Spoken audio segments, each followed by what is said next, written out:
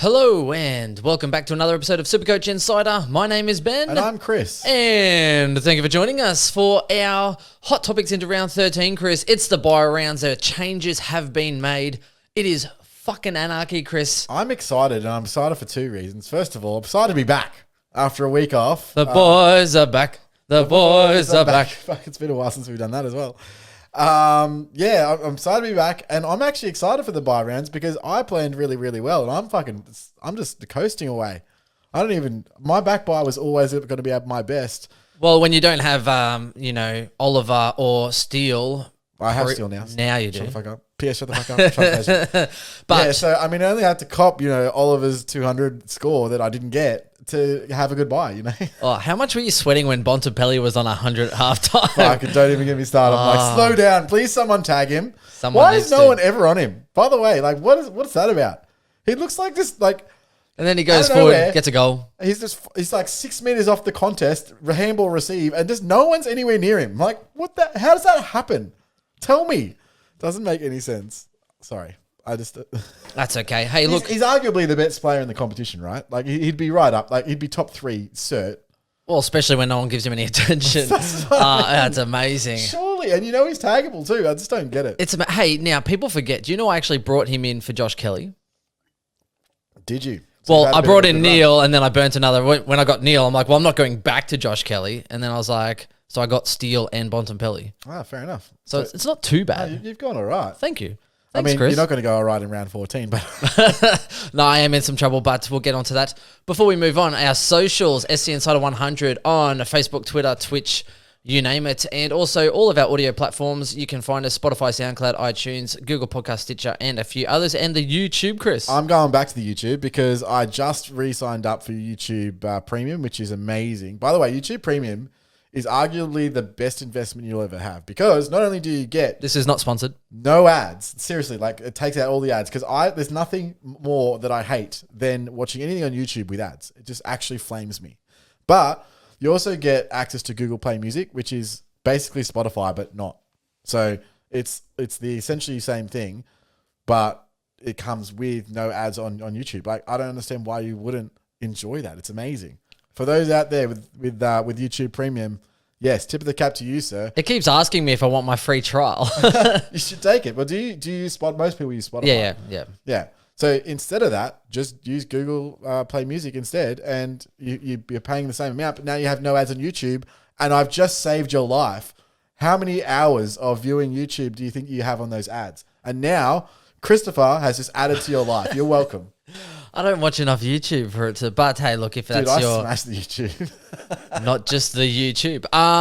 Okay. Also, quick disclaimer. Last week, not my finest moments. I kind of took that time. Someone called me out, and fairly rightly so. I took that time to have a little bit of a look and educate myself further because, things that you think when you're a young kid doesn't really always translate to when you get a little bit older. I actually pulled that podcast, which is why some people are asking where that was. That's why. When I said it, I thought about editing it. And then after, we don't really edit much as far as outside. So then once I released it, I forgot all about it. But there it is. That's why. Poor Swiz gets his full one-take video and then it lasts 24 hours online and then gets pulled. Poor Swiz. I think it's Swiz's fault. We're waiting on Swiz. Swiz is busy. We are waiting. Myself for letting you loose on your own. It's true. Sorry. You see that cough? Oh, wow. Yeah. 50-year-old smoker coming out. So that's what I've been dealing with, guys. Swiz is coming, ladies and gentlemen. We are waiting for him to get on the line.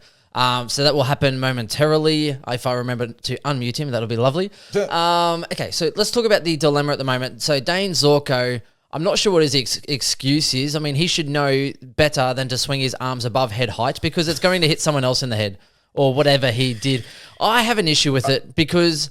It's so soft. It's ridiculous. It's soft. Not only that, McDonald stood over him, and then Zorko puts his hand up. It's like, yeah, right. They laughed about it afterwards, being like, "Oh yeah, whatever." But it's the AFL ruling is that any contact off the ball, which I didn't know, any contact off the ball is considered intentional. So instead of it being like, careless, low impact, high, it's now intentional, high, low impact, which is still a week, which is absolutely baloney. This is what my argument is that if the report just should have been thrown out. It doesn't, they've had this ruling before, insufficient enough contact to make it a reportable offence. They just throw it out, and that's exactly how I think it should be ruled. It's basically like he just went up and slapped him across the face. Like, that's a week.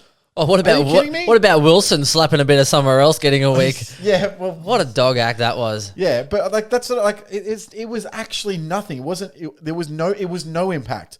It literally should have been thrown out. I don't know. Like, yes, it was high. Yes, it was like obviously it wasn't intentional to hit him in the face, but he was obviously trying to just get a bit rough and tumble. But it didn't. Oh, man, I can't believe that was even. It's a free kick. See you later. Move on. I don't understand how it's a reportable offence. I don't get it. Oh no, I'm upset because he was killing it, and now he is not in our side, so it's a little bit of an issue. We'll talk about what we should do when we get Swiz on the line. But he's ready. Ladies and gentlemen, let's just hang on. You won't hear this. Hang on. Well, should you hear the calling? Yeah, sure. Why not? Swizzy, you are live with SC Insider. How do you feel? Oh, I feel good, mate. Yourself? Yeah, wonderful. Chris just had a little 5-minute rampage about Dane Zorko shouldn't be suspended, so you haven't missed too much, my friend. Yeah, well, I'll join him on that rampage for sure. It's very frustrating for us super coaches. Do you think that the actual action was reportable, though? Well, the problem with it, he didn't need to do it. And that now, how much, force was actually in it is questionable, but he probably deserved a week just for being an idiot. I don't need to drink my own urine, but I'll do because I enjoy it and I like the taste. It's sterile and I like the taste. It's useless as tits on a ball. If you could dodge a wrench, you could dodge a ball. But look, those sort of incidents happen all game. I just think that, like, at the end of the day, the contact was not sufficient enough to be a reportable offence. And if that's the case, then it should just be thrown out, regardless of if it was off the ball or not. That's just my personal opinion. Let's move on. Let's go. And the structure today, if Chris can compose himself, is we're going to look at a couple of the rookies here, whether it's worth bringing them in, particularly those with the round 14 bye. Then we're going to talk about the Grundy and Zorko dilemma because a lot of people are asking about strategy and what to do there. Realistically, though, this should be a pretty simple podcast. We're not going to go too long because I have other stuff to do. Also, let's start off with the CCJ, Callum Coleman-Jones. Swiz, you're probably the best person to talk to about this, man. Break even of negative 102, predicted to go up 82,000 this week. Is he someone that you can bring in, and what options does he bring you? Oh, absolutely have to bring him in. As simple as that. It's the reason for that, especially more if you've got Fulton or Tracy, because it does give you both an R3 or F7 cover. He's not going anywhere. We know about Richmond's ruck injuries with Nank and Soldo. Nank's going to miss another 4 or 5 weeks. Soldo's out for the year. And then Tommy Lynch is still at least another month away. So he's got the job security. He's shown that he's scoring well. Yes, he's a rookie, but he's been at Richmond 3-4 years now, so ready to go. And, so with some of the games too coming up, like he can definitely keep finding the ball and kicking some big goals, which will get him some scores. And he's also playing chop-out ruck, so I don't see any downside apart from the fact that he's around 14 bye about bringing him in. You know what, Swiz? It sounds like you've aged about 10 years in the last 2 weeks. How are you doing, mate? Are you okay? Lockdown's just getting to me a little bit here and that, and I think it was just my whiskey going down the wrong way. But so you've either aged 10 years or you've been smoking 2 packs a day for the last 2 weeks. Shout out to those doing it tough. Hopefully there is some relief coming shortly. I think I read there was 9 or 11 cases yesterday, though. So I'm not 11, but they're all linked to the existing clusters, so it shouldn't be too bad. Hopefully. Well, fingers crossed for you. Moving on from there, Chris, what are your thoughts on CCJ? Well, first of all, on that, we are on the Furfies this evening. So in memory of, I think they're in Geelong, aren't they? I can't lie. I actually don't even like Furfies, but I'll give this one a whirl. It's not too bad. Did you get the reference, Chris? Lie. Look, I agree with Swiz in terms of CCJ. You know what's actually interesting? Royal blue. The pen is blue. The goddamn pen is blue. So you know what would be interesting is I actually don't think Richmond have lost anything. Actually, I think they've gained. He's in better form than what Lynch was. So does Lynch even push him out of the team right now? I don't think he does, even when Lynch comes back. He offers flexibility. Obviously, you can get in the ruck, which obviously helps. But right now, I think he's actually in that good a form. It would be impossible to drop him even if Tom Lynch was available. I think, Chris, on that, it'll be a situation where maybe a month of footy, he'll start tiring and that. Yeah, and, that's the case. And Lynch coming back at the perfect time as we lead into that sort of preparation for finals. But it is a good problem to have if he keeps this form up. Yeah, sounds good. Not only that, maybe Rewald will get a rest at some point.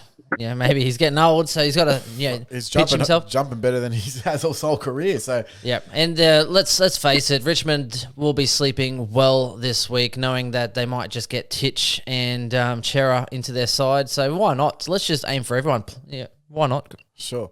I think he's. Is he a must-have? I don't think he's a must-have. No, I do. I don't. I do think he's a must-have for a few different reasons. First of all, you can pick him up in your ruck line or your forward line. The unfortunate thing is 161. But that's 60,000 more than my 102k rookie there, Chris. Jokes. But he'll be playing now. Obviously the conundrum's going to be those guys that are already running really low on players to play in that round 14 bye, and then they're bringing in another guy that's going to make round 14 bye. But if you're getting rid of a round 14 player for another round 14 player, at least the issue is reduced in a way. Yes. Like Warner, maybe go from Warner to him. If you still have Warner, then at least it sort of stays freed up. Flynn to him, though, you have the issue of if Flynn plays next round, then it might hurt you. Yeah. People are doing it, though. Points is obviously a consideration to this. That's definitely part of it. Look, the problem is if you miss him now, if he goes up 80k, you're not picking him up for 240k, right? Nope. So you've got to make the call this week regardless. So if he goes up 80k, he's already more than Farah or whatever the Gold Coast player was. That was expensive. Well, the other consideration, I suppose you could look at it this way is, if you're not going to look at him as a cash cow, then do you really need him either? So if you're only looking for him to be I like him because I think he's going to be a serviceable backup option potentially for the rest of the season. I'm bringing him in not to just for next week's score. I'm bringing him to keep for the rest of the season, hopefully. He looks that good. And I would say the same thing about Trent Bianco, is that he looks like a rookie that's going to stay around for the rest of the year as long as his body stays right. So you're thinking like a Witherden of a few years ago when he was relevant? Yeah, absolutely. Yeah, a guy that can come in and average 70 to 80 and be a reliable player off the bench that can cover a premium for a week. All right, let's segue. Bianco, Trent Bianco, defender mid, 123k from Collingwood. The benefit is, though, is that a lot of us have Sharp, so it's kind of a good thing because you can easily switch between the two for coverage and defence. That's why I like him. Or Rory Laird as well. Or Rory Laird as well, correct, which is the other consideration. So I think it does provide flexibility. He has looked really good. Break even of negative 84. Or Fife as well. That tip to go up 70,000 this week. On. A5, yeah. So either one that you want to do. 70,000 is predicted to go up. So again, with these extra 2 trades that we've been given as well, #blessed, you now have the flexibility. If you could actually hold a rookie or get another rookie to make a little bit of cash, do that extra downgrade, use your 2 trades to finish your side. Whereas people were probably looking at having to get a $400,000 player, now they actually probably could get a bona fide premium if they play it right. Yeah, and I suppose that you're looking at the exact same problem with Bianco that you have with Jones in that obviously that round 14 bye. And are you bringing that guy in to not play again and not have a 0? I kind of feel like with these guys, they're that good. You have to. That you kind of got to cop that 1 week on the chin so that you can get cover for the rest of the season. Yeah. So even if you've got a Riley Collier-Dawkins and RCD, you might actually go, okay, well, he'll have a bye next week, so I can just get Bianco now, and it's the same non-playing player next week. If the issue is if you're getting rid of someone who's going to play next week for one of these players, that's the main issue. Yeah, and I mean, but just to go through a little bit of Trent Bianco's pedigree, they wanted to play him last year, but he's coming off injury. He captained the side that Noah Anderson and Matt Rowell absolutely dominated the competition in. He was the captain. So that just shows you how much faith he is. He's obviously a leader. He puts in all the work. He's obviously not as talented as, say, a Matt Rowell and Noah Anderson, but by God, they fucking love him at Collingwood, I can tell you that. He's got future captain written all over him.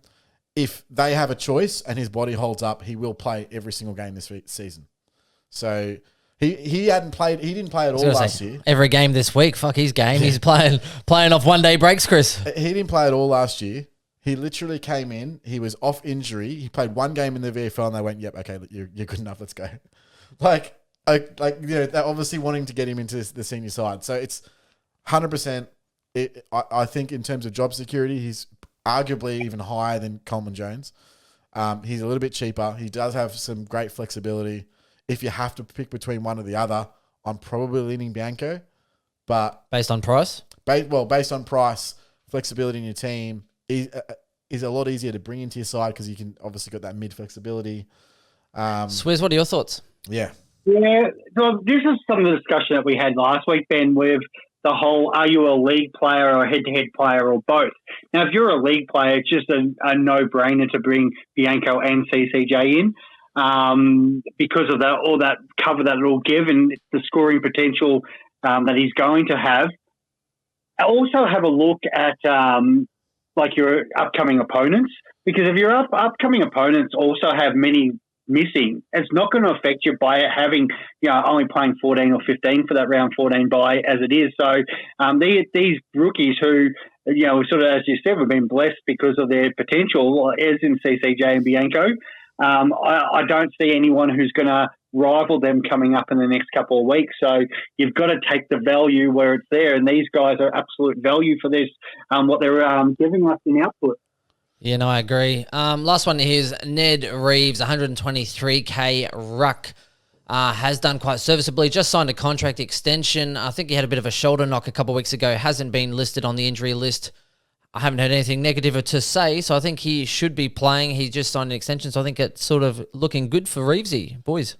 I like Reeves. I just don't think he's a must-have, and part of the reason is obviously with CCJ right there. So I 100% would have brought in Reeves if CCJ was not already available. But the only reason that I would bring him in is if I need a body for round 14. Now, a lot of people do need that body. Therefore, he's going to be a very, very popular pick. I personally do not need him. So I'm thinking of saving the trade. It's not even a cash play for me because the only way that I can get him, and it actually makes my team worse, only way that I can get him is to downgrade Fullerton to him, which is 40K. I gain whatever points is the difference between my lowest rookie and Reeves. So I might gain, let's say 40 points maybe at best case scenario. Not heaps. So I might gain 40 points and 40K for a trade. And so therefore I'm like, is it kind of worth it? So for me, he's my lowest priority, but I can understand why he's a much higher priority for other people. He's also a less likely to be in your side because you don't need him because you traded Grundy. Yeah, I did. So it's, but you don't need that cover now. Like I guess you still need cover next week. Now, just to give you context, Ned Reeves is, I'm just having a look here, between Rowell and Flynn, there's 4,500 people bringing him in there. Chad Warner, 1,200 people are bringing him in for Chad Warner. And also 1,000 people are bringing him in for RCD. So it looks like a very, very, very popular pick. I actually got him last week, not because I was going to go CCJ, but just that cash difference meant that I ended up bringing Lockie Neal in early. Not because I thought he was going to absolutely tail up the game, but I wanted him. One of those things where you just I just wanted him and I knew he had the good buy for me. I had the feeling we're going to get extra trades. So I wanted to free up those trades into this week. So that's the only reason I've got Reevesy, so I hope he plays because afterwards I was like, oh, what? He had a shoulder knock and I brought him in? What an idiot. What an idiot. Yeah, I think he does play. And as I said, I don't think he's a bad play for most teams. It just doesn't suit my team. Third best out of those three? No, he could be first if you need it. Yeah, okay. There's a situation where, if he's going to add 80 points to your round 14, he's 123K, or you don't have, you can get both Coleman-Jones and Ned Reeves into your ruck line. That would be even better. It just doesn't suit my specific team. That's all. So I'm a little bit here or there. If Fulton had made 100 more grand or got up to 210K or whatever and made it a viable downgrade option, I'd be pulling that trigger. But the flexibility that Fulton allows me with CCJ to move into my ruck line, it's almost worth just holding on to him just for that. So yeah, no, that's fair. So what do you think, Swiz? I'm with you guys there. I've got still got Highmore sitting in my team. It's only 60k. It's frustrating, but at the same time, I'm like, well, I can get this guy out. I think Highmore has to go. Well, Highmore, I think Highmore plays this week. Yeah, I do. Well, that's it. But what Reeves is obviously going to score better, and then I can still then put Coleman-Jones into the forward line. So I would, in a perfect world, I would like to be more money. And that's where I was hesitant because the other option was Brockman. And I'm like, it's only 50k. But I can see the benefit that Reeves can give as a potential R3 going forward. And then allows me to put Coleman-Jones into the forward line and then loop him with Tracy if I need be. For those who don't know, I've already traded Grundy. So Reeves would be a potential good cash-making option. Who did you go for, Swiz? Who did you bring in? I brought in Coleman-Jones. Oh, for Grundy, right. Yes. But I used that cash to upgrade I can't remember what other rookie it was, to get Steele, and I also got Mills in. So I was in that different situation that we talked about last week, Ben, with me not being as affected in round 14. I actually was round 12 was my worst round, so that's why I kind of loaded up on a couple of round 14 guys. But at the same time, Reeves does give me a lot more flexibility and hopefully make some cash so I can then look at getting Grundy or somebody else in for the run home. Yeah, I actually, I'm the same with you, except my biggest worry was next week. And now it's not because I got an extra 2 players. So I got kissed in the dick there. Look, I think in your situation, and I think in most team situation, they're really going to need a body on the field in that round, especially with Grundy out. It makes sense. Okay, well, let's talk about these 2 players then. Let's move on. Dane Zorko first, then Grundy, and the strategy as to why you would keep or get rid of. Now, let's start off with if you're a league player, you just keep them. Both of them, yeah. Yeah, if you're a league player, you just keep them. They're killing it. They're still going to be really valuable options. Now, when you go into an overall ranking situation, it becomes more complicated, right? And this was I was trying to discuss this with people, and I can't remember who I was agreeing with, but trying to explain in an overall point situation, right? Say Dangerfield comes in this week, and yes, you might pay overs, but hypothetically, you sideways trade Zorko to Dangerfield.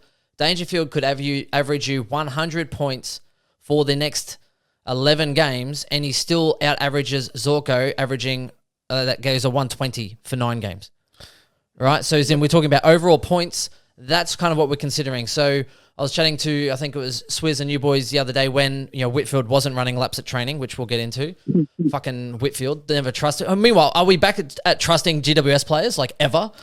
Josh Kelly, fuck you. I trust Josh Kelly with everything in me. Everything. Give me all that you got. And everything out of me. Jesus. So the thing we were thinking with is, say, Dane Zorko. I was looking at getting Whitfield this week. I could go Dane Zorko to Whitfield, make 100,000, so I can then use that 100 grand to get Dangerfield next week. And Whitfield plays every game. So Whitfield averaging 100 is going to get me more points than Dane Zorko averaging 120 from when he comes back. That's the argument that we're talking about with points on field. Would you bring Zorko in again? You probably couldn't. I think after that last buy, you probably want to have a fairly full side. He's 600k, so I mean he's very expensive. Any player? You go, mate. You go, right? You go. I've already made the move and that, and Zorko is out of my side straight away. And the reason for that, well, the big one is apart from the fact that there's 2 weeks out, but though he scored quite well on the weekend, we do know Lockie Neal and Jared Berry, who's 2 weeks away, will be coming in and taking more of those midfield minutes. So I'm worried that Zorko gets pushed more back up the forward line, plays more time forward. Still good enough to be like the Toby Green and score that 90 to 100, but not the ridiculous 130 that he's been averaging the last 4 or 5 weeks. Brisbane's draw also does become a little bit tougher. A couple of those games against sort of Geelong coming up, and he misses the North Melbourne game. Which that's a big one. Missing North. But hopefully the perfect world would be he, has that role change for a few weeks and then get him back, because if you had the extra trade up your sleeve, then you could look at it because of those games against the Suns, Freo and Collingwood drew in Supercoach finals. But that would be only if you had the luxury trades at the end. But I can see him changing role, dropping down to about a 9,500 average, and he's going to drop value as well. So why not sideways him to somebody who's going to average at least the same and pocket some money and get these points for the next 2 weeks? Yeah. Sorry, one sec. The North Melbourne one's a big kicker as well. When we said to, Zorko, when Neil comes back in, they play North, they play Adelaide within a 3-game window. He's just lost that big advantage of North Melbourne. And you're right, with Berry coming back in, it's a big consideration. Yes, he's killing it at the moment, but remember, this is a guy that people picked up for like 485k. He was averaging you 95 and then went on an absolute heater when Brisbane needed someone in that midfield that was dynamic. I agree with everything that you guys have said, but I also have the caveat of if cash doesn't matter, if he's the last person you bring in, then why wouldn't you bring in the guy that's probably going to be the best remaining forward? Even if he averages 95, that still puts him guaranteed top 6. And I think that you're right in that he only averages 95 for the rest of the season, but I can't see any other forward coming close to that right now. So that's probably the issue, is that who you replace him with. Right. So for me right now, I'm looking at I don't need his score this week. His score this week's irrelevant to me. I've got like 21 players playing this week.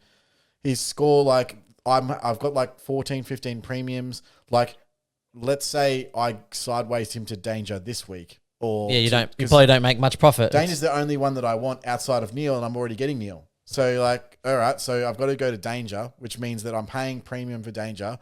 Danger's points isn't really gonna, let's say Danger goes 110. I might have made 30 points, maybe 40 points. It's just not enough to warrant doing something like that. There's only 4 teams missing this week too. I think even I've got, with Zorko out, I've got like 19 without trading yet. Yeah, I'll have 21. So to me, it just does. It doesn't need to happen this week for me to save some points. It's not really going to be a points play for this week. Next week though, it guaranteed will give me whoever I bring in, that score 100% goes towards my overall total. And in a week where people are playing 16 on field, 15 on field, 14 on field, and I can field 18, that's a huge advantage that you've got to take, especially given we're going for overall rank. Like, there's guys in the top 1,000 that are going to literally tumble out of the 1,000. And I'm hoping to go into like a top 500 rank by the end of the buys. What, you think you're going to jump 1,000 places in 2 weeks? I think easily. Right. I looked yesterday, and the difference between 1,000 and rank 665 is 100 points. So the actual spread of points in that top 1,000 is really, really, really shallow. So you can make up a shitload of ground over the next 2 weeks if you play it right. Yeah, I scored pretty well on the weekend. I got 2018 and only went up 70 places, I think. It was tough. I dropped 200 and I got 1944. Like, it's tight at the top, is what I'm saying. So the next 2 weeks are really, really critical. Okay. So for me, I will be sidewaysing him to Danger with a view of the following week bringing Zorko back in. So, because it'll be all the cash that I have remaining in the last trade to complete my team. And if you wait the week, Danger drops to 550 odd and hopefully, or 560. The reason I'm going next week to Danger, so next week Danger's tipped to drop 35k with a score of 118. So he's only tipped to drop 50k in total. So if he drops 35k week 1, week 2 he's only going to drop 15k. So you're only missing 15k for Danger's score in that week, whatever. That I agree completely with Chris, because at the moment I've gone Zorko out through loophole to Whitfield, and we'll talk about obviously Lockie in a minute. But because of that and bringing in Bianco, I've got 400 plus K sitting there now. So waiting a week going Poulter, I could possibly for the 50 or so K, but Poulter's going to make more money, possibly, hopefully as much as 30. Dangerfield's going to drop 50. That's 80K extra there, and I can use that extra money I'm saving elsewhere. Hopefully Poulter has another good week. Poulter to Dangerfield, and it's only going to cost me 250,000. Yeah, absolutely. And the other thing that, just to pat myself on the back here, is I've just made 110K for no trades with fucking Grundy to Rob. That immediately made me 40K. It gave me another 100 points that I wouldn't have had. and next week he's going to make another 40K, and then Grundy will drop 30K. So I'm going to make 110K for not literally just because Supercoach decided to give me free trades, which is why, by the way, I think it was a completely wrong move, and I'm just going to... No, I said, shout out to Carl as well, saying that if Chris is upset, it's probably the right call. No, I'm upset about it, but I'm the one that probably benefits the most because I'll still be able to field 18 without the trades. The trades mean nothing to me. I was going to field 18 regardless. So it actually helps me more than anyone. I do agree where you're coming from there, Chris, because the general consensus online has been, the idea of it is not to trade out primos. You're meant to be trying to upgrade your team to get to primos. And these 2 trades is just saying, well, trade a primo or sideways primos for a couple of weeks. And a lot of people are now saying, well, I'm just going to hold and play short because they don't want to trade out. For example, one that's been brought up is someone like Clarick, who's maxed out in price, and that you trade him out and trade him back in 2 weeks later and get 100K or make, possibly like you did with Riley O, and you could be 150K plus on that over a couple of weeks and get points. But then people are like, well, I don't want to trade these primos because what happens if something that happens and it's not what the game is meant to be about.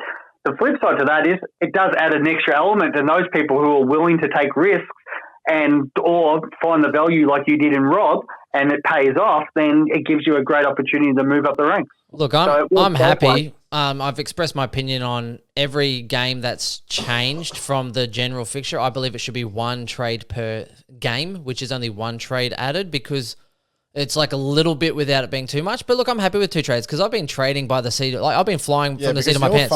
You've got no trades left. No, I've just been going. And I'm like, how are you going to finish that with? You've got like 7 trades after the 2 that you've just got. I had 10 trades to start this week. Yeah, I had 12. Yeah. So I have 2 more trades than you already to start this week. Yeah, that's fine. And you're running fucking on empty. I need 1 midfielder or defender and 2 forwards. I only need 2 players. I need 3. Yeah. So I was looking at finishing my side and then having 2 trades left. Now, if I keep Zorko and whatever and just trade around it, I could finish my side and have 4 trades left. If I kept Zorko, I would be finished with 7 trades left? Yeah. So that's what I mean. Like, it just helps the people that are already in a good situation. Like, I'm in a much better situation. I'm in a situation that I can start now luxury trading. Like, but if we didn't get those 2 trades, I would be keeping Zorko and Grundy. Whereas now I'm like, oh, points! I can actually make some moves and start to get creative. I completely agree. So it's changed the dynamic of the game, which I don't agree with because that's not how this game's supposed to be played. Oh, it's a COVID year. Get over it. No, I'm just saying it's 100% should have just been top 16 and be done with it. Anyway. Because how many people had more than 2 premiums? I think there'd be very few. There's quite a couple that would have had 3 with Bolton, Dusty, and Short, but like barely anyone has any West Coast premiums. Like, the easiest way to basically do it, 3, and it's mainly rookies anyway. So anyway, let's move on from that one. Let's go to the Grundy train, which is basically a similar situation, except you have Reeves and you have some other cover. Is it worth moving him on, knowing now that I think they came out today saying that the symptoms and some of the issues he's having have subsided a little bit and he's eyeing off a return after the bye? Is that correct? They literally said that in their press conference 2 days after the injury, is that their view has always been to get to the bye and reevaluate then, which is exactly what they just basically reaffirmed.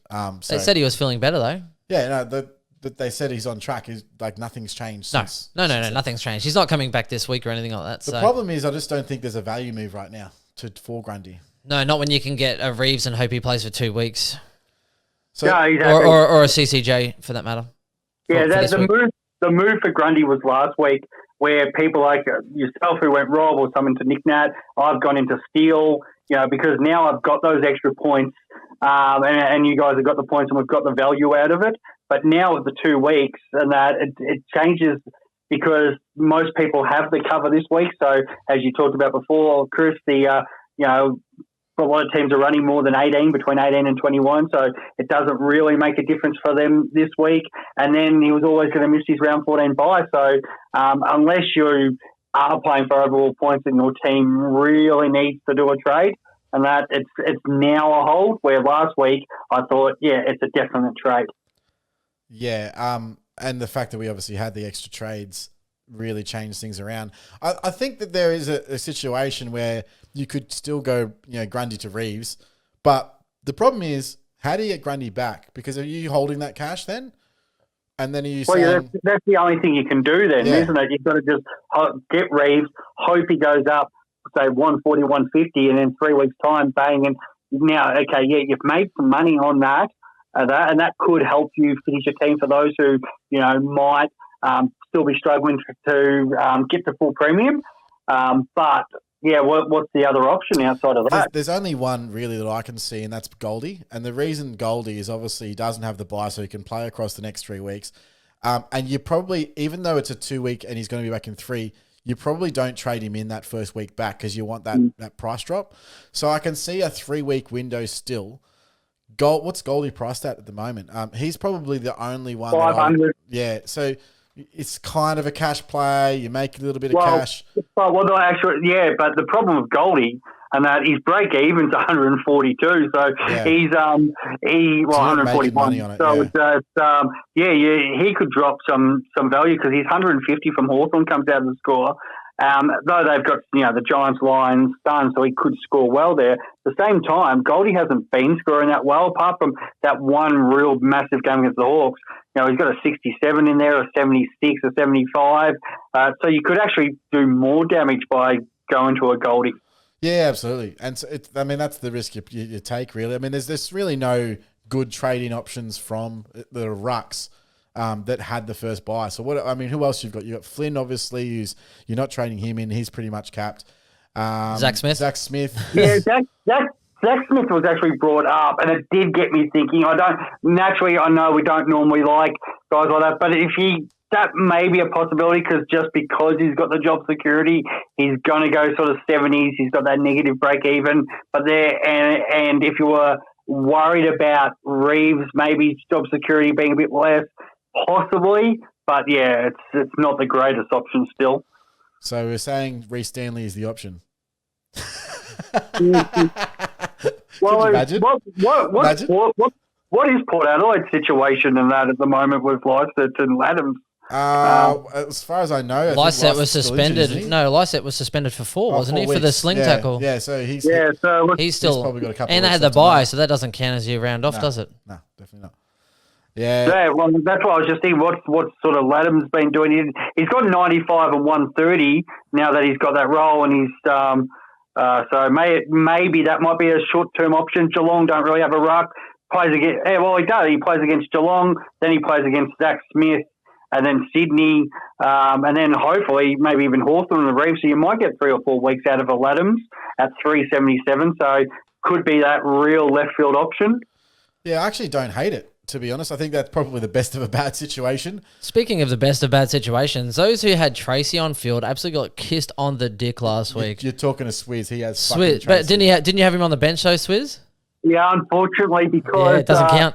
Yeah, it didn't count. Still to that counts. because, I just had I was fucking feeling because I was looking at going, well, what's Tracy going to go? 30 again and that? Exactly. So I was going, well, I don't really need him. His score's going to, not count. And in the end, I would have made an extra fucking 50-odd points out of him, the fucking prick.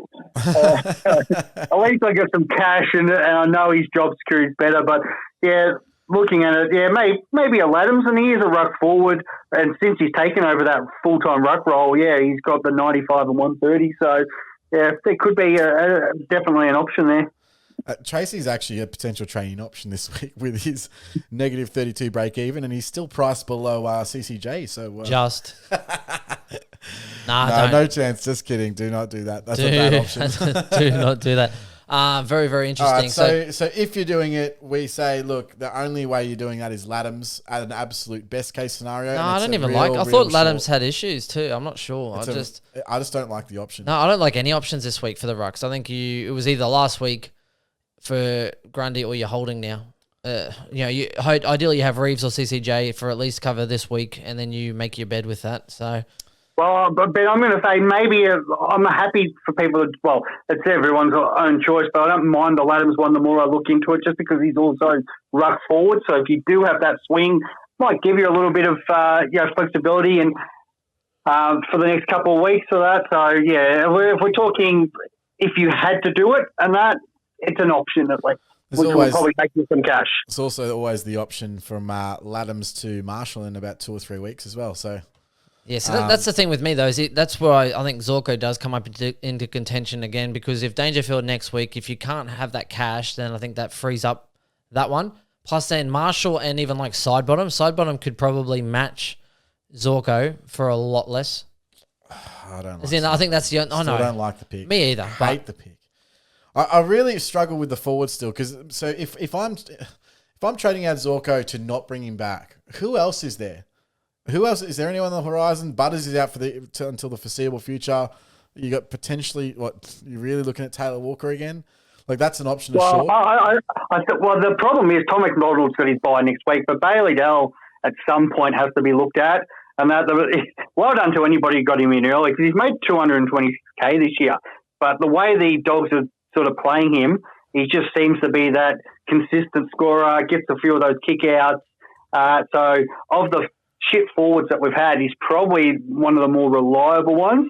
The other one that I quite like, because he's had his bye, and I know people's feelings about key forwards, but I do like Tomahawk. You take the good with the bad. But last year against Port Adelaide, he did score a 204. He does have a habit of finishing the season quite strong, and then usually the case with Geelong do the same. And they do have that run home where they play North in Tassie, and then the 3 games at GmbH Stadium. So we know he can smash up the scoring, and every year he seems to finish top 6. Yeah. So the only thing I hate, I'm hating these options to get a 95 average and you're still paying 510K. Like, what the fuck is that about? You know, like, surely there's a better option. Like, you may as well just try and get a 90 average at 400K or 350K. Like, there's just such shit options in the forward line. I don't love any of them. Oh, one other one, just to mention, just because of the injury, now he's not available this week, so it's more one to talk for more next week. But Kyle Langford, and I know my wife's going to freaking bang me over the head for even mentioning him, but with McGrath going down for the season, yep. He's been playing that inside mid-roll and then getting those CBAs, 101, 125, 126 last 3 weeks, and against some good opposition in West Coast and Richmond, definitely has to be considered now with the injuries at Essendon. Yeah, I agree. I do think that he probably has a little bit less CBAs moving forward. It was Stringer's first game back, and he's probably going to get eased back into it. And when Stringer... Caldwell too, coming back in a little while. He has set back. He's knocked back to the late. That's 8 weeks? Yeah, another 8 weeks. Yeah. But I think Stringer will take over some of those CBAs. He was very, very damaging as a centre bounce mid earlier in the season. And I think that they probably get that to him. But I think you are right. I think that there's a very high floor with someone like a Langford. He's still reasonably priced, I think 478. But they're on the bye this week, aren't they? Essendon? They are on the bye. Yeah. I've got the wife here. I should ask her a suggestion about Kyle Langford, because I know she's such a great fan of that. Any thoughts on Kyle Langford? Anything to say there? Should be out in the midfield. Out of the midfield. She doesn't want him on the midfield. So she's going to be behind me here. She's like, no, I'm happy to brag about my Supercoach, but I don't want to be talking about it on the podcast. Out of the midfield and into her bed, hey, Swiz? Oh, wow. Yeah, you know his nickname in the bedroom, right? It's Hangford. That was good. Thank you. I respect you. I still like... Because she'll be Holden. I like Shai Bolton. I mean, the mids are almost all back, and he's still bloody killing it. So if he continues this for past his bye, I might look at Shai Bolton as that last one. If Daniels, if he didn't have the last bye, like by 14, I was critical of him early, but watching him lately, he's just popping up too for goals, and I could really use him. But the issue is again with that bye. So I think, well, if I'm trading out, it's not going to matter. Well, not for you. You're the rare. Yeah. You're the exception. Right, it's not. He's just not that into you. Except you are the exception. You are the one person with 18 players, so you can just shut up because everything does not apply to you in this scenario. You are not the general people that have 14 players next week, Chris. all I'm saying is if Zorko's missing that bye anyway, it's not going to matter. And so I'm bringing someone in round 15 for that last forward spot. There could be Shai Bolton instead of Zorko if I see it for the rest of the season. If we look at the hard stats and that, we've got the last 3 and 5 round average, which at least actually shows some proper data on their scoring. We know Zorko's gone 129 over the last 5. Hall's second. Shai Bolton third. 109 over the last 5 games. So definitely been scoring fantastic. The next on the line is Tommy Hawkins at 106 over the last 5. So that's where the possibility of, Bolton's still got a bye to come up versus a guy who's missed his bye. And then you've got to sort of do the maths on that. If you're looking for the overall and going, that Bolton now actually has to outscore Hawkins by 10 points a game just to get better overall points. Depending on when you bring him in. Like if you're not going to bring him in until round 15, doesn't matter. Yeah. No, it doesn't matter then. Yeah, I agree with you. I mean, the one thing about that is both Bolton and Zorko will have role changes moving forward a little bit. So if they can prove in the next week or so, or you only get a 1 week sample, which is annoying off Bolton. I'd like to see a little bit more, but I agree with you and Grimo in that I don't think Zorko is going to be able to sustain that for the remainder of the season. I think his role will change, and I tipped him at the start of the season to have a 90 average, so I actually tipped him even less than a 95. But if he goes 95, it's good enough, but at 600k, it's not. So if you hold him, then sure. But if you're trading 600k, back to him, that's top 10 mid numbers right there. Yeah, you're gonna want to output. It's a question mark right now. So if you're trading Zorko out, are you bringing him back in at 600? Oof. Nah, I don't know. I love Zorko, and you all know he owes me a coffee, but I'm not bringing him back. If I get rid of him, I'm not bringing him back in. I might do it anyway, but 600 though.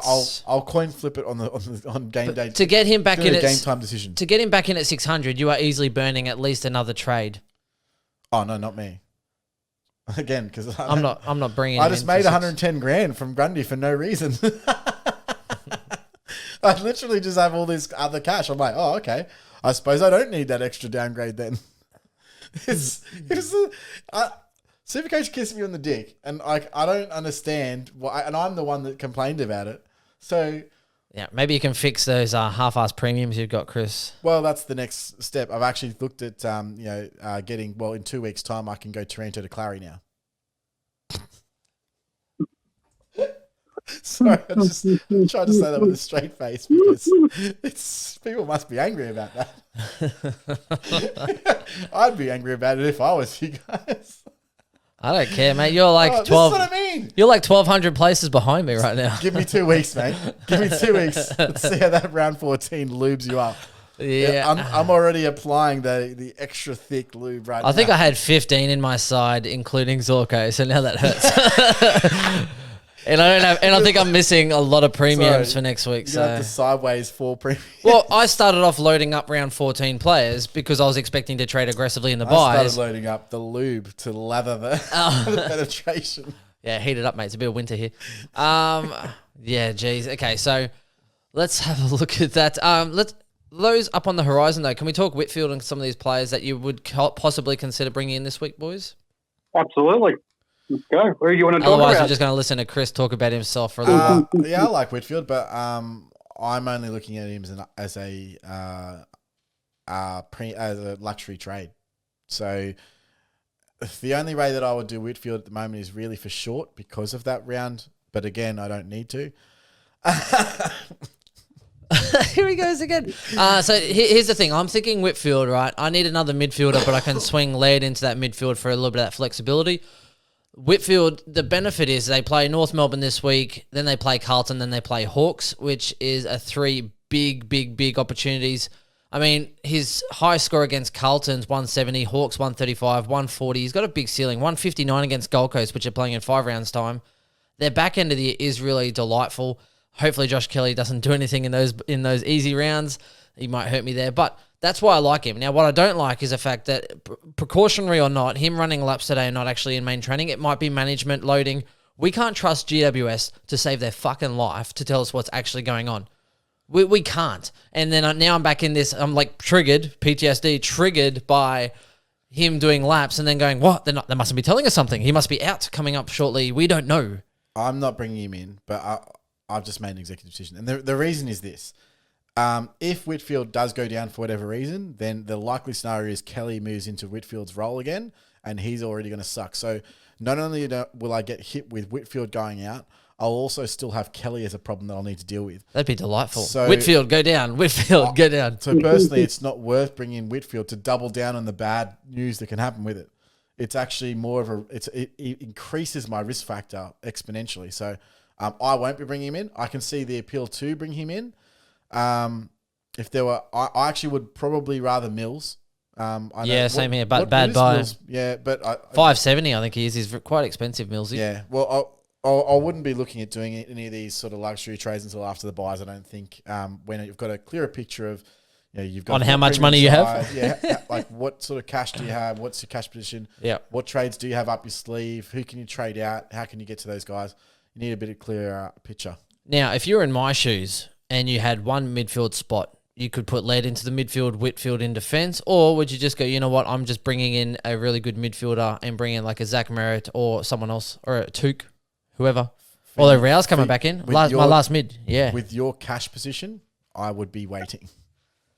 Yep. I'd be doing Whitfield or Laird because you don't have the you don't have the trades to be able to get another 100K up to someone else. True. But other people, maybe in a different position. You've already got a really good midfield. My midfield's loaded. It's not like you really need like a freaking. You do have to Rowell. Yeah, I'm looking at Rowell. I am looking at Rowell in a couple of weeks. I'm waiting for him to drop, and I might swing him in. What do we got on Rowell? We got 2 or 3 weeks on Rowell, guys. I know Rowell's back this week. You mean when he drops? Yeah, no, because what did he score? Like a 7 or something? 6 in memory. Who's winning this race? 6. So he scored a 6. Fremantle, Port North. He could drop close. Get him in for that North game. Oh, yeah. Break even at 197. So you need him to play this week and next week. So you'd have to bring him in after the buys, basically, for him to drop in cash. Thoughts on Rowell, Swiz? Yeah, I don't mind it. It gives you a couple of games to have a look at him, too, to see how he's come back from that injury. You want to make sure he's tackling and everything's good with his shoulder.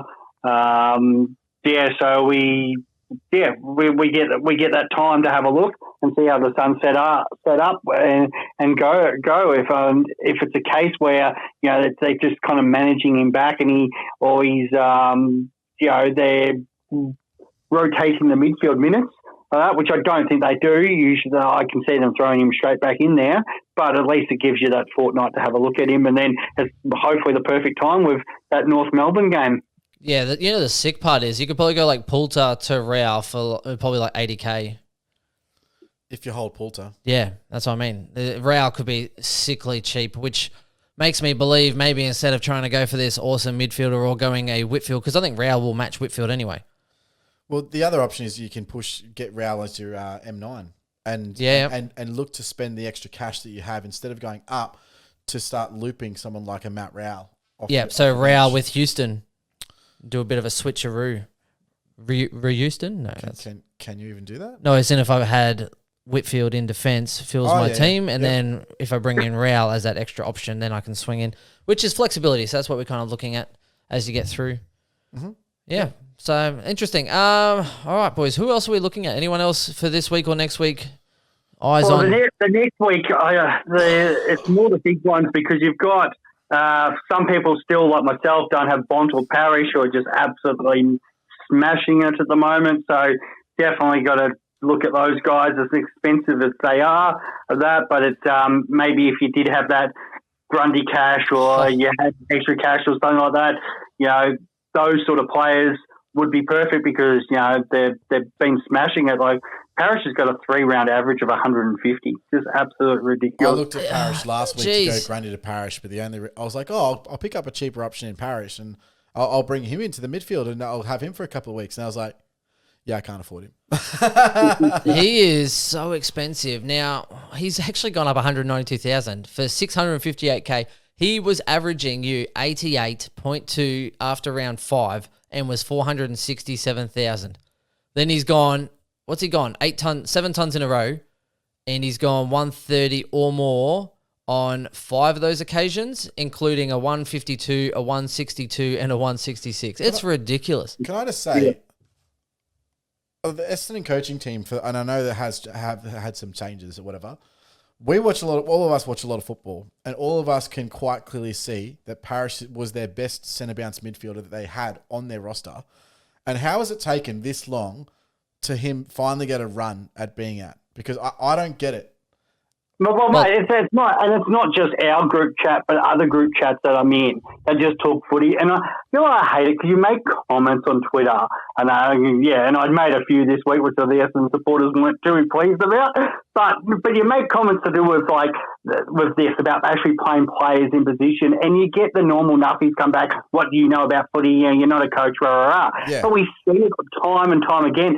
Look what Collingwood's done with some of their rookies, and then they finally put them in their right position and they perform. Carlton with Liam Stocker, he's a midfielder and they're trying to play him as a back pocket.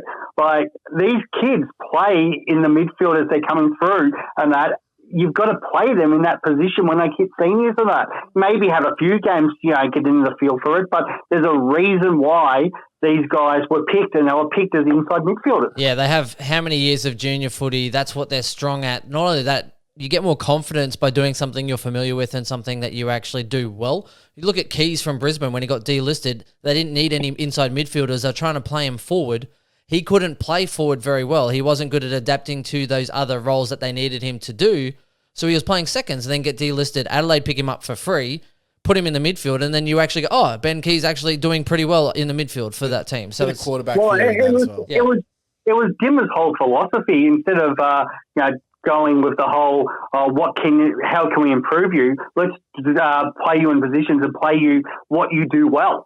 And it shows to that because, we obviously get the results, and it shows with some of these Essendon players. Nick Cox, a lot of people would have probably thought, playing behind the ball, whatever. They put him straight on the wing. That's where he likes to go, and he's shown it straight away, and he's killing it. He's also, what I'll say about Nick Cox is that he dominates his opponent every single time because he kills them aerially, and he can also match them for pace.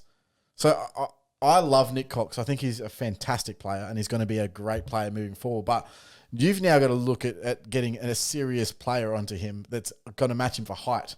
And not many people have that guy on like their a Blixarves or something or other. Yeah. It's insane.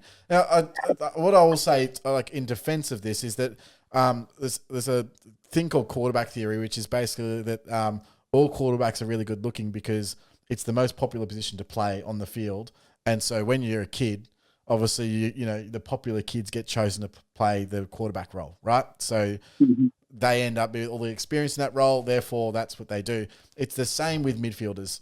Generally speaking, all your best players are going to be playing in the midfield.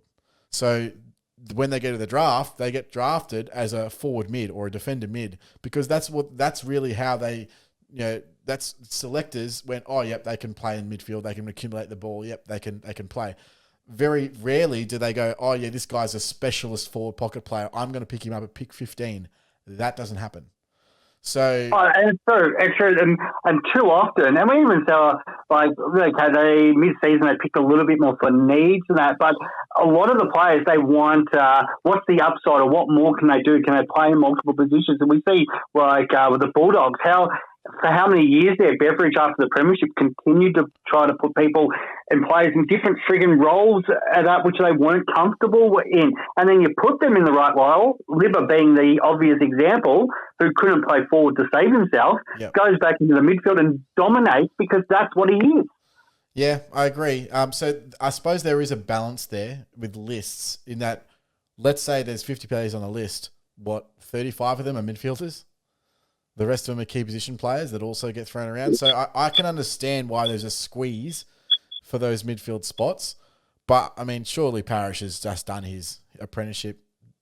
And anyway, he can't move out of there now. He's killing it. Yeah. And so what's going to happen when Caldwell comes back? Caldwell probably plays... when Shield comes back? Well, Caldwell probably plays forward, or then Shield plays forward and mid-rotates. I know we're going off topic a little bit from the Supercoach thing, but I know a couple of Essendon supporters who are still my mates after the weekend, and that because I'm sure I've lost everyone else. What do they do with Shield and Caldwell going forward? And Shield's the one that a lot of the boys keep bringing up about. Well, maybe he needs to be moved on because trade him. Absolutely trade him. Instead of you want to keep Merritt if they can. Merritt, Parish, and McGrath are the three that you want to keep in there, and then these young fellas. It's what they've got that as a luxury to have, but unfortunately, you don't want to make way and have to move Parish or even Langford to that point. Out of positions where they're performing. Yeah, I completely agree with you. Yeah. So again, I think that was pretty good. We started off a lot of Supercoach chat and then got into just fan footy. Which is good. We do like to talk footy. So as in with the bye rounds, who doesn't like a bit of content filler talking about footy and positions? Shout out, like, comment if you agree with us. Maybe Junior McRae, MJ, playing him in the forward line. It's like, mate, get him in the guts, get him in the midfield, play these kids where they're drafted, see what they've got. So, I mean, you look at Poulter and you look at... if you've got space in your midfield. And Poulter went and played like wing and stuff like that, and then he does well. So you play them in the positions that they're actually good at. With McRae, I will say, it's not like the position wasn't available to play midfield. I can understand if you've got a stacked midfield and blah, blah, blah, blah, and you don't want to... No, they played freaking Josh Thomas as a centre bounce midfielder. That's where the coach is making the mistake. That's 100%. If the role's available and you give it to someone else who hasn't played midfield since he actually started at Collingwood. Anyway, all good. Let's get into Swiz's favourite section. Swiz, what are we after? Our VCs and our captains for the week. Oh, yeah. VC and C. Now, I'm going to let you guys talk first, but this has to be the easiest VC and C week for those who own two particularly popular players. Swiz, what are you thinking? Oh, absolutely. If you don't have Laddams as your VC this week, it's for those who have Jack Steele, put the VC on him up in Cairns. It's usually slippery up there, and it's at night too, so there'll be a more contested game playing the Crows, so he's the obvious VC. And then you've got 2 days till Monday, and you have the choice. You have Clary against the Collingwood midfield, who's obviously underdone without Adams in there, or you have Gawn versus not Grundy for about the first time in actually I can't remember the last time Gawn played Collingwood where Grundy wasn't his opponent. So yes, look forward to that one for Queen's birthday. Don't message me on Monday because I will not be watching the game. Chris. Chris. We already got in trouble last week because of Ben's fucking joke. Sorry to everybody else. Chris, you can't make... You can talk about lube. Lube is socially acceptable. I'm going to lube up, etc. Right? There's called the half hog and there's called innuendo, and you can talk all things. I'm saying is Max Gawn's going to go the full hog against Collingwood. There you go. There you go. I'm completely with you. Irish. I'm actually going VC Steele into Gawn for the simple fact of his opponent will be completely underdone against him. Now, I think that's the easiest one. I actually had Gawn as my VC and then changed it last minute because I looked at how well Clary was going and I was like, oh, well, everyone's going to be going Clary, so I better go VC, Clayton Oliver, and that was a big mistake. I had Gawn last week, but... You didn't have Clary, though, so you were happy for 1 week. I'm very happy with that. Boys, if you're in a position where you don't have Steele, the other two that I'd look at, if you've got one of those Giants against North, Jelly definitely could go well there. Aaron Hall's a sneaky one just because they should see quite a bit of ball down Tassie again. Or if you do have Natanui versus Richmond and then into one of the Melbourne players the next day, who are we reckoning against him this week, Charles? So, I expect Natanui to smash out another big score. Knowing my luck, Josh Kelly is going 190 plus. Oh, absolutely. And his average is every year. He does, and his average will go to over 110. It would not surprise me after he plays Adelaide if Josh Kelly is averaging you between 110 to 115 for the season. It's going to happen. Kelly's got to be a very popular trade-in target at this week, and I would 100% wholeheartedly endorse it, just so you know. Well, he's 8% now. How's that? I got rid of him at 6% or 5%. Yeah, I would actually bring him in as well. What's his break even? 562. So he had 102 last week, didn't he? Yeah, he went well, 120, 122. So he's gone well. Yeah. Basically, Did you have to wear his 69 or did you? No, I got rid of him. I got that? rid of him he went 69 when Lachie Neale got injured. With his, yes. yeah. So that was that that was my saving grace because I actually started smack talking him. I'm like, boom, smartest decision ever. Lachie Neale injured. Fuck. and then since then, 129, 111, 132, 102, and 122. Yeah, he's gone 5 tons in a row. It'd be nice if he actually dropped a couple of low scores there for me, boys. Feel free to I really like find the jelly gif on Twitter, guys, and let Ben know about it. He loves seeing that gif. Right, well, it's nice having you, Swiz. I'm going to cut this. I'm going to have to double edit these last 5 minutes here, I think. One, to get rid of the jelly. Do not endorse the Swiz jelly. I like the jelly. Fuck you all. Jelly. Yes, well, as a Bontempelli and Clayton Oliver owner, Chris, I bid you good day. Thank you for coming in. I'll see you in round 15 as I overtake your overall rank. Mate, I'm 300th. Good luck. You're a long way behind. I guarantee you I will be in front of you by round 15. We should put a $50 on this. I'll do $50 on that because you know what's going to happen. I'm going to start. I'm going to trade out like Grundy and Lachie and bloody and Zorko this week. Worth the $50. Yeah, $50. I'm trading out. I got 2 trades, mate. Let me just work out the points difference before I make that bold accusation. Yes, I should have invented the question mark. Yes, or the post-it. Anyway. That's this for now. Look, boys, it's been a pleasure. Swiz, thanks for coming on, mate, and for adding your 2 cents, particularly Essendon, mate. We love your insight. Yeah, not a problem. Always happy to jump on and try to give a little bit of advice and opinions. Enjoy the week, boys. Swiz, we give opinions. Yeah, we don't give advice. You give opinions, I give advice. No. Okay, that's the balance. That's the balance. All right, thanks everyone. Catch you later, guys. We'll catch you next time. Boys. All right, bye.